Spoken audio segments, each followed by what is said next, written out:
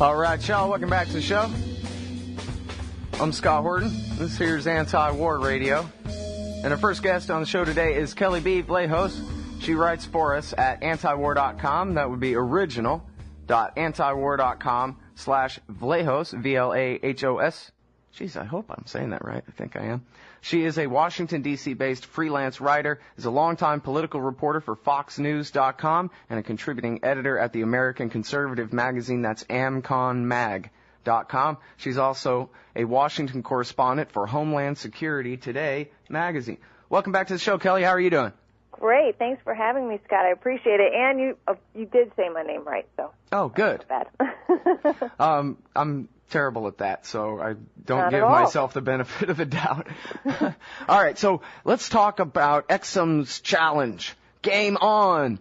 That's your article from last time. You have a brand new one up on the site, and I want to talk about that, later on. We'll have a little bit of time. But first of all, tell us who Exum is and what's his challenge.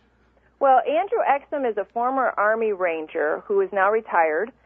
He now works as a fellow at the Center for a New American Security, which is a Washington think tank that had been established by Michelle Flournoy, a Democrat, a former supporter of Hillary Clinton, who decided that her and her fellow liberal interventionists in Washington had come up with a great way to not only tap into the defense community in Washington, but give the Democratic Party, the muscle it feels that it didn't have, and have been very big supporters of counterinsurgency, which really dovetails nicely with the liberal interventionist view that the American military can be used for humanitarian purposes and for good in the world. So he has, like I said, retired, and he's a fellow there, and he's been a strong supporter of counterinsurgency or COIN or the Petraeus doctrine, as we call it, as well. And so he's been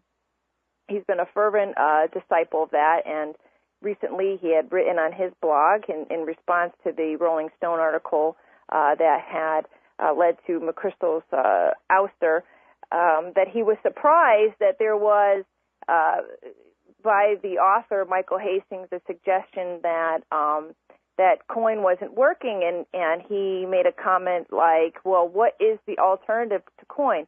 Complete withdrawal from Afghanistan, the horror. And he made this suggestion that nobody is really talking about the benefits and costs of full withdrawal. That there are a lot of critics of COIN, but nobody who's really stood up and talked about what the cost benefit is.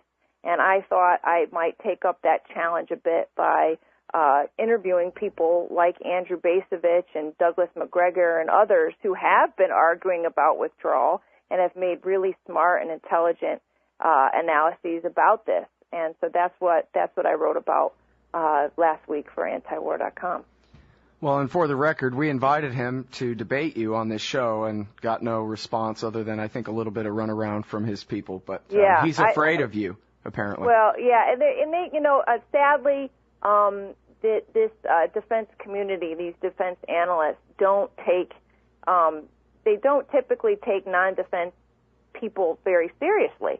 They assume that they have the right knowledge, they're the best equipped to talk about military strategy, pros and cons and whatnot, and unless you are part of their clique, you're not taken seriously. I think the last time they actually addressed something that we wrote about them was last year when we did, and I did a review of their annual conference back in June 2009, and we got Thomas Ricks pretty steamed. Thomas Ricks being the former Washington Post, columnist who is now working for the Center for New American Security, is part of that Coindanista crowd, and we got them really riled up. And the great thing about that, Scott, was they said some mean things about us, and there was a ton of responses. Not only, I couldn't say if they were all antiwar.com readers, but a lot of people responded and they said, back off. these people have some great ideas just because they don't jibe with your interventionist, philosophies. But, you should take these people more serious. They're not a bunch of clowns. And I was really heartened to see that there were a lot of people who jumped in defense of antiwar.com, because there seem to be some misnomers out there that, antiwar.com were just a bunch of flaming hippies, pinko as they were calling us. People are like, why don't you go on the site and check out what they have to say? Yeah, well, I mean, and that's the thing, too. It just goes to show, well, a couple of things there.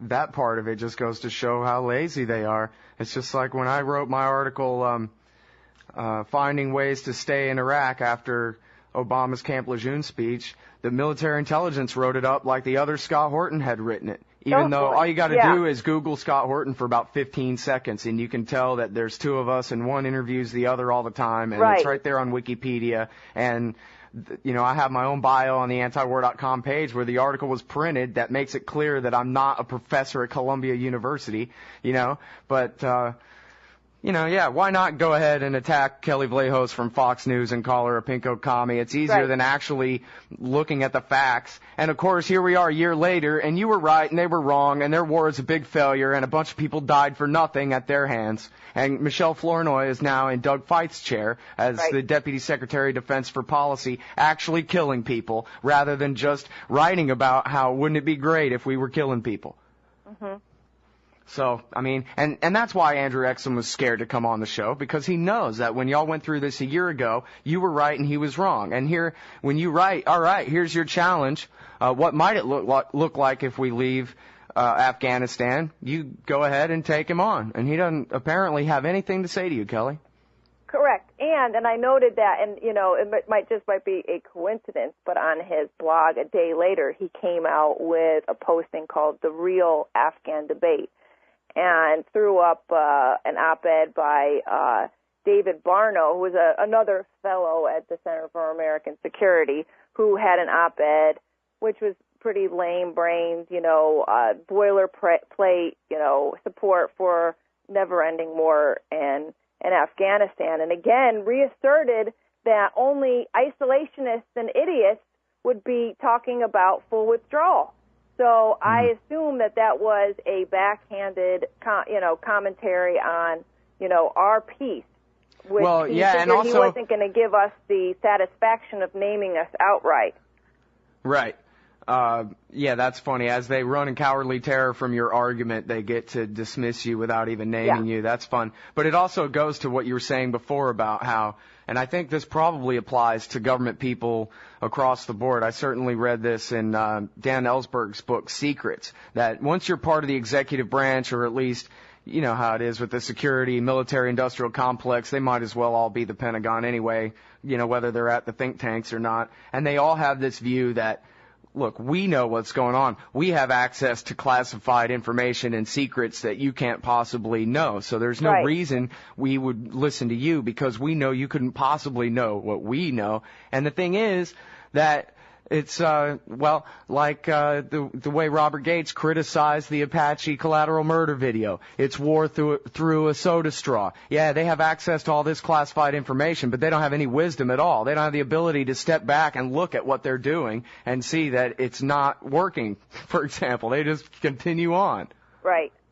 Well, and the sad thing, which I tried to bring up in the piece, was that not only do you have the Andrew Exums and Barnos and Flournoys of the world managing the message within their community, within the defense establishment, but they manage the message that to the media, and in terms of how the media is covering this war and the debate over withdrawal and staying, and so the media has accepted this trope that the only alternative to staying in Afghanistan indefinitely is the quote-unquote lighter footprint solution, which is some amalgam of the sort of Biden plan, where we would be putting in special forces to go after terrorists. The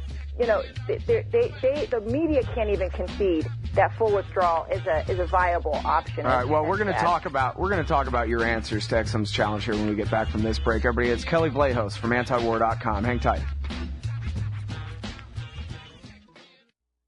Listen to LRN.FM on any phone, anytime. 760-569-7753. That's 760-569-7753.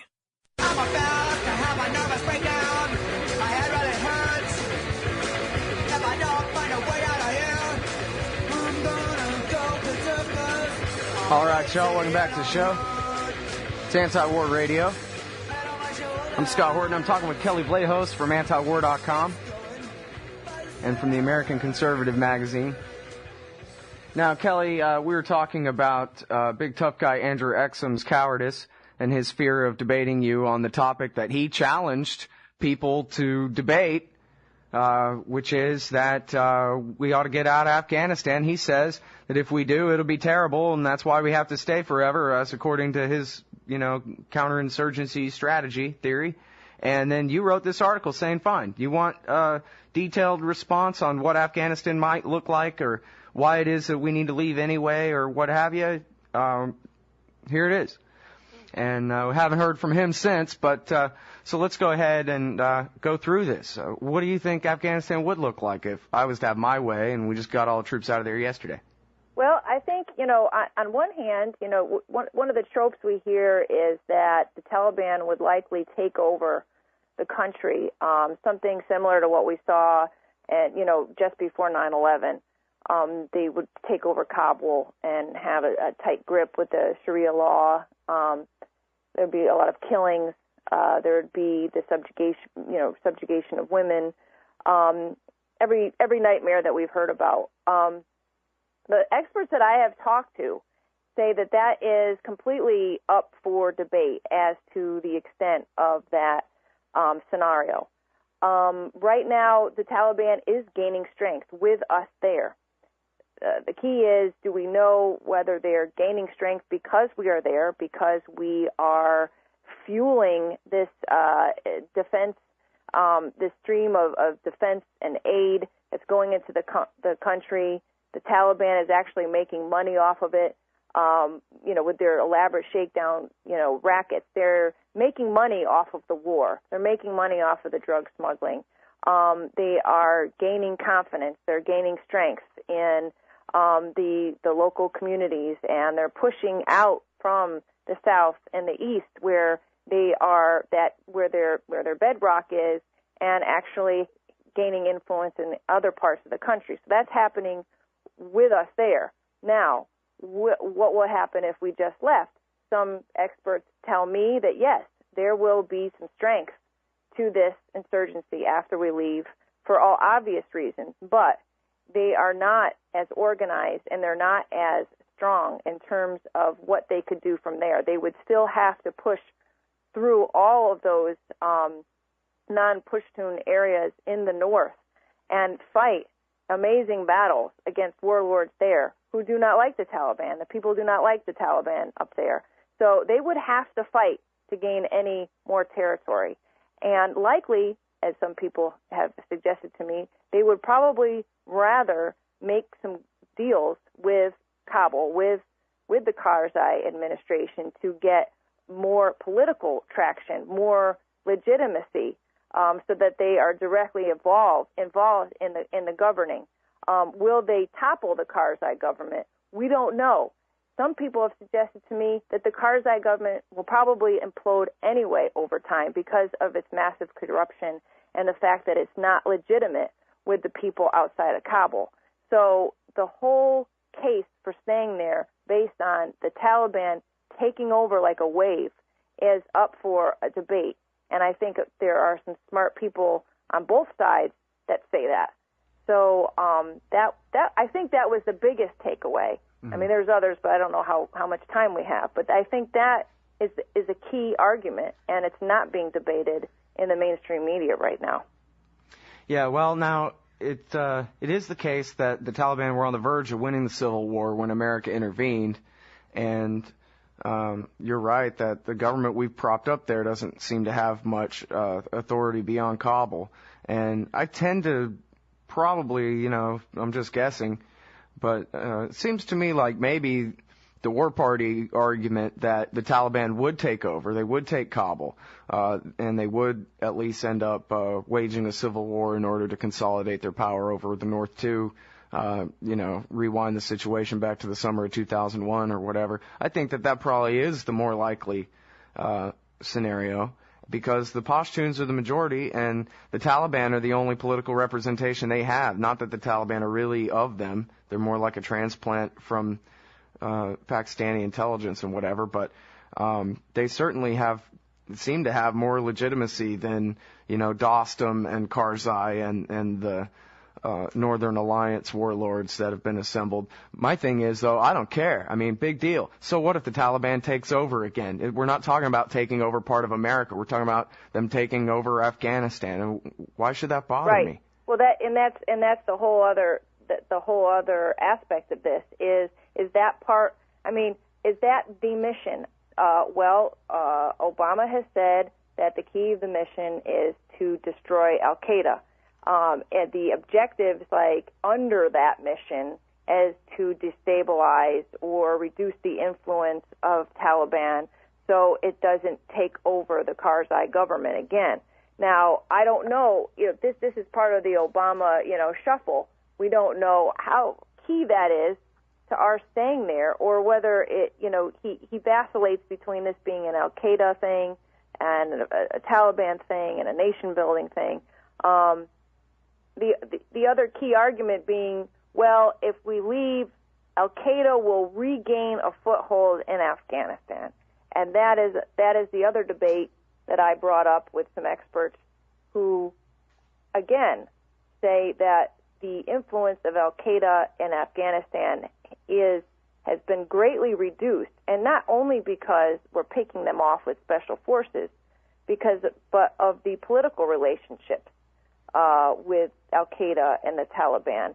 And there is not much evidence that Al-Qaeda would be welcomed back by a Taliban-run Afghan government if that's what would happen. Will there be, vacuums of space in Afghanistan on the border without us there patrolling, without our drones patrolling?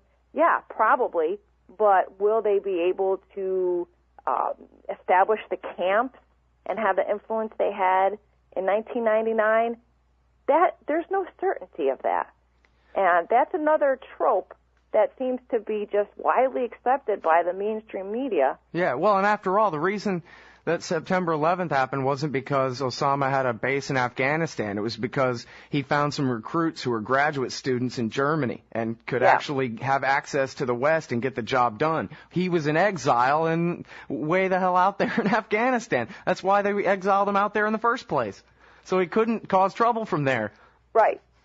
I don't know. Exactly. The whole argument is based on a bunch of nonsense. Well, and look, this guy, Andrew Exum, and his coin crew are saying that our other choice is to stay for generations and build a Western European state in the heart of Central Asia, right?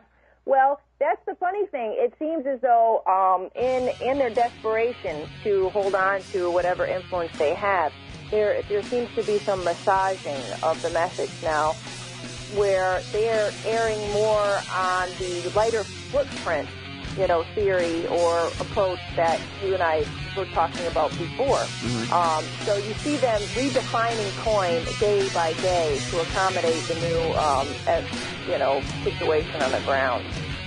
Oh, that's funny. Hey, stay on, because we're still on Chaos anyway, even though we're going out to LRN break here. Well, that's interesting. So they're basically just rewriting coin to mean whatever they want, as long as they can try to make it look like some sort of victory in the end. They just need to come up with a surge work type slogan and go with that. Right. I mean, this column I was talking to you about that Andrew Exum had written, which seemed to be in response to mine, basically said, it's not about either staying indefinitely or getting out, like the isolationists would have us do. There are gradations, and those being the lighter footprint model. So he seems to be bringing that into the discussion more and more, which would be the Biden plan, which would be to have special forces that would be inserted into the country or be stationed there. So when there are terrorists, they can go after them. When there's emergencies, they can help. Which the experts that I spoke to, who who believed that the full withdrawal was the better approach, said, you know what, you're still going to have American troops on foreign soil. They're still going to be irritants. They're still going to be seen as occupiers. They're still going to be dropping bombs. They're still going to be knocking down doors, dragging off husbands and brothers. All of the elements that are causing the insurgency now, that are inflaming the insurgency, would still be there if you had this quote-unquote lighter footprint that Joe Biden has been, supporting. So I don't buy that either. I don't see that. I mean, I think that there is room to have a debate about three. Full withdrawal, the special forces stuff, and the counterinsurgency, more boots on the ground, nation building, that Petraeus has been, pursuing. Mm-hmm. Well, if nothing else, these coin guys deserve credit for, these neoliberal types for being as slippery as the neoconservatives when it comes to redefining what it was they want so that they can still claim to be the one who thought of it. Right. I mean, this is really like, Weekly Standard type stuff. Oh, yeah, now the Biden plan is our idea, too. Whatever. Anyway. Yeah. I agree with you, of course, that both of them are just as counterproductive toward actual American interests. That's sort of beside the point, though, isn't it? Yeah, and I was listening to some talk radio yesterday where there was I didn't get his name because I jumped in during the interview, but it was obviously a coindanista. And he was, perpetuating these myths that, one being that we are actually having an impact on the Taliban and reducing its influence, and that we just need more time, and that the timeline of July 2001 that Obama had set is counterproductive, and we need to get rid of it. We just got to be there for as long as it takes. Because if not, the worst case scenario is that place is just going to go up in flames. The Taliban is going to take over. Al-Qaeda is going to move in over the border from Pakistan. And the guy interviewing him put up a little bit of a fight and said, you know what, the people I interview say that the Taliban's getting stronger. But on the most part, the full withdrawal, option wasn't even spoken of. Yeah, in other words, we're basically where we are in the argument where we were in Iraq in about 2005. Correct. All right, I'm sorry, we're at the time. Well, I got to get Jeremy Sapienza on the phone and play some EPMD for the good people. Thank you so much for your time, Kelley. Thanks for having me. Everybody, that's Kelley Vlahos. She writes at antiwar.com, original.antiwar.com/Vlahos, and Andrew Exum is frightened of her.